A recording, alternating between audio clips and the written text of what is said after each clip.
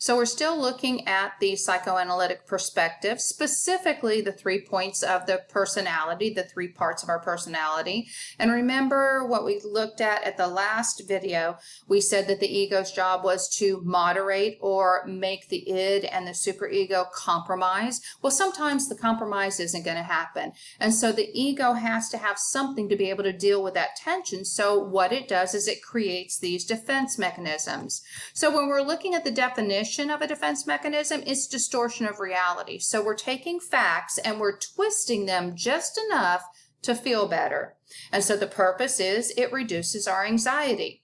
So we've heard of several of these, I'm sure. So let's go ahead and see if we've been using them correctly.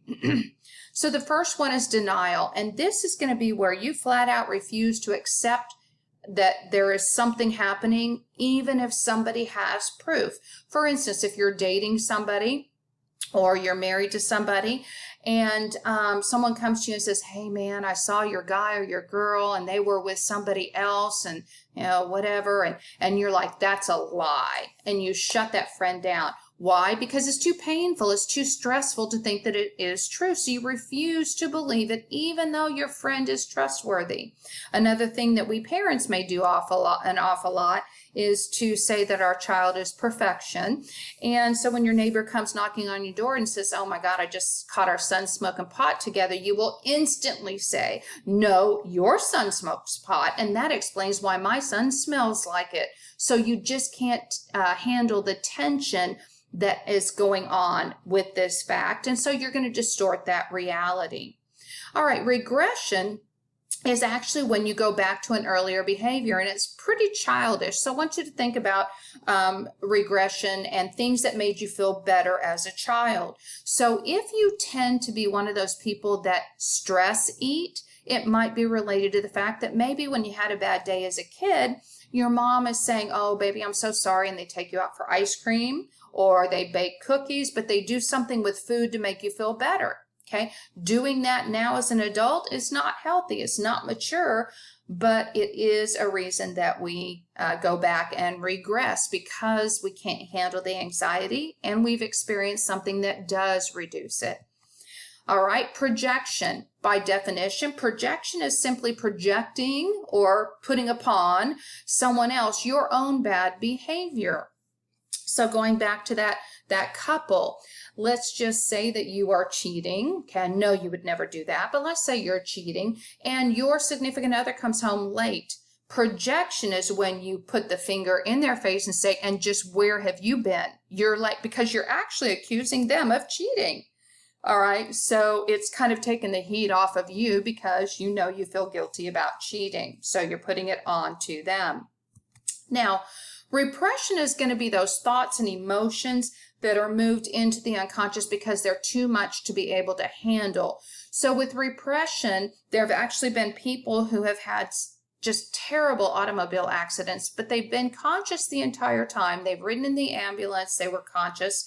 They get to the hospital, they're treated. They wake up the next day, and when somebody said, oh my God, what was it like sitting there in that car?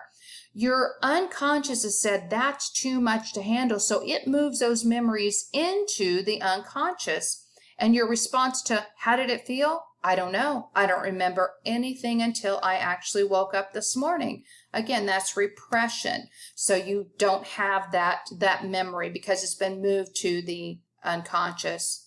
Now, suppression is going to be when you forget on purpose. For instance, let's just say that, you've got a family dinner coming up and you're just not real happy with your family. Or maybe we've just been quarantined so long we just can't stand each other anymore. And so the day and the time comes around and somebody texts you, where are you? And you go, what do you mean? And they said, we have dinner waiting for you. Well, you didn't want to do it, so it kind of slipped your mind. The same thing with quizzes and online unit exams, guys. Did you really forget, or was it suppression? We just didn't want to do it and suddenly the due date has passed. Believe me, I understand this. All right, displacement is interesting. If you've ever had a really bad day and someone comes up and says something that's not even offensive, but you lash out at them, you're taking your frustration out on somebody else. You're placing your frustration on somebody else. So for instance, those of you who are in my face-to-face class, I'm sure that you remember, I pretty much am happy during class. And so if I come in and yell at you, you know something's going on. Now, is it you I'm frustrated with? No, maybe my boss got on to me. And so I'm taking my frustration out on an easier target because you guys, you know, you're a little bit easier to take it out on than my boss. I tried never to do that though. All right. Rationalization, I think, is probably the one we use all the time. Just put the word excuses. Just put the word excuses. I do this too. If somebody asks me, did you do X, Y, Z? And oh man, you know what? I didn't have time. The truth is that's an excuse. Yes, I did have time. I hear a lot of students, this is an unusual semester, so I'm not necessarily talking to you. But during a regular semester, my students will come to me, oh, but you don't understand. And really, it's probably rationalization, not reality. They're excuses. Okay, reaction formation. This is really a fun one. So with reaction formation, I want you to picture someone acting way bigger, way more. It's over the top behavior, and it really is to cover up how they really feel. So some of the best examples are going to be, an ex-smoker. Good for you if you quit smoking. That's wonderful. But so many times they will walk past a group that are smoking and they will over the top. Oh my God, I cannot believe I used to do that filthy habit. That is disgusting. Oh, that is just, I can picture their lungs turning black right now. When in reality, they're probably saying, dang, I wish I was over there. Those of us who have lost a lot of weight, we can fall into reaction formation. For instance, let's say that you have a friend who's lost a lot of weight and you're proud. That's good. That's healthy. We're supportive of our friend. You go out to eat and they order a salad without even any dressing. No croutons. It's just a strict salad. Well, you get up and you're ordering the, triple burger with cheese and bacon and, chili cheese fries. And your friend turns to you and says, I can't believe you. That's disgusting. Oh my God, all the calories and cholesterol. And what really they're thinking probably is, oh dear God, I hope they have to go to the bathroom because I am so stealing one of those fries. All right. So it is that over the top reaction, that kind of covers what they really feel. All right, undoing. I think we do this a lot too. What if we did something bad? We hurt somebody's feelings, we upset them, we were talking about them behind their back, etc. And instead of just coming to somebody and apologizing, which kind of takes away from our self-esteem, what we do is we bend over backwards to be kind to them instead of just apologizing. So for instance, I had a coworker that was, I went and made an ice cream run. We did this all the time. Again, we were regressing because it was a bad day. And there was a coworker that I couldn't stand her. She couldn't stand me. And when I walked back in with the ice cream for everybody, I heard her talking about me. And my friend who was facing me, what gave her the signal, Miller's walked back in.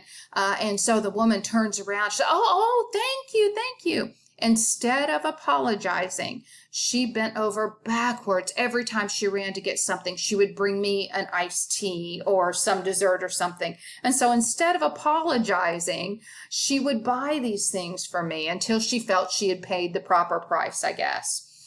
All right, so all of these defense mechanisms, remember, they're meant to be temporary, okay? Because you can't live in distorted reality. It's just not healthy. So all of these defense mechanisms are healthy for a very short time.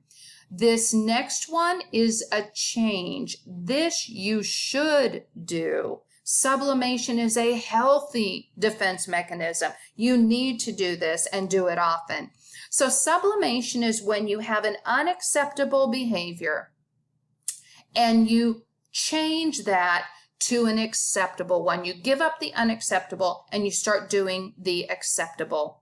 For instance, let's say you just like to beat the crap out of people. You just love the feeling of punching somebody out. You can't do that, well, unless you want to wear orange for a good amount of time. All right, so sublimation is substituting that unacceptable, I want to pound somebody's face, for an acceptable one. So if that's you and you like beating people up, become a boxer. okay? Become a boxer. So we are taking an unacceptable behavior and changing it to an acceptable one. Still the same outcome, but you won't be locked up. All right, so hopefully these defense mechanisms make sense to you, and we will continue on to our next video.